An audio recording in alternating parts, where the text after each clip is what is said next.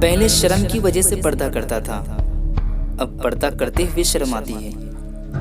انسان کو بولنا سیکھنے میں 2 سال لگتے ہیں، لیکن کون سی بات کہاں بولنا ہے یہ سیکھنے میں پوری زندگی گزر جاتی ہے۔ منافق رشتے سے آوارہ کتا بہتر ہے، جو منہ پر بھونکتا ہے پیٹھ پیچھے نہیں۔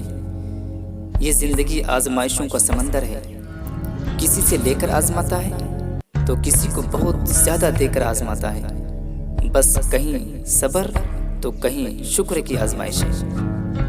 بیٹے کا پتہ شادی کے بعد چلتا ہے کہ وہ اپنے ماں باپ کا کتنا فرما بردار ہے۔ بیٹی کا پتہ جوانی میں پتہ چلتا ہے کہ وہ اپنے ماں باپ کی عزت بچاتی ہے یا نہیں۔ شوہر کا پتہ بیوی کے بیمار ہونے پر چلتا ہے کہ وہ ڈاکٹر کے پاس لے جاتا ہے یا نہیں۔ بیوی کا پتہ اپنے شوہر کی غربت میں چلتا ہے، دوست کا پتہ مصیبت میں چلتا ہے، بھائی کا پتہ جھگڑے میں چلتا ہے، اور اولاد کا پتہ بڑھاپے میں چلتا ہے۔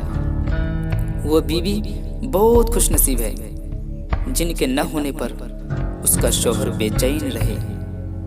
اچھا انسان ہر بار خاموشی اختیار کر لیتا ہے، اس لیے نہیں کہ وہ بزدل ہوتا ہے، بلکہ اس لیے کہ اس کا دل اجازت نہیں دیتا کہ وہ اپنوں کو انہی کے لہجے میں جواب دے۔